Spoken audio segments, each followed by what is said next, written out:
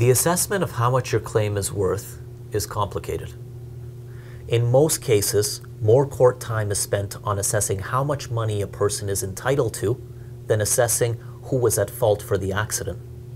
The ultimate purpose of a monetary award is to put a person in the same situations they would have been in if the accident had not occurred, to the extent that money is able to do that. Damages, or money a person is entitled to, are assessed under separate categories meant to compensate an individual for different aspects of their losses suffered as a result of someone else's negligence. One major category of damages is called non-pecuniary damages, which are also known as pain and suffering damages. These damages are meant to compensate an individual for the disruption on their life from someone else's negligence, including, for example, things that a person used to be able to do before the accident but is no longer able to do as a result of the pain that they suffer from. An example of this category is sports a person would do before the accident, hobbies that they had, or relationships that have now suffered as a result of the pain.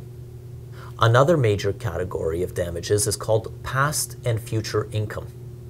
This includes both wages you have lost in the past as a result of your inability to work, and damages to compensate you for any loss of your ability to earn income in the future. It's not just your actual wage loss that's taken into account. It's also your capacity to earn income that must also be evaluated. This is a major category of damages, and a successful person in a lawsuit is entitled to that. In the case of serious injuries, claimants are entitled to a cost of future care as well, including, for example, the cost of medical equipment they may require and medical care.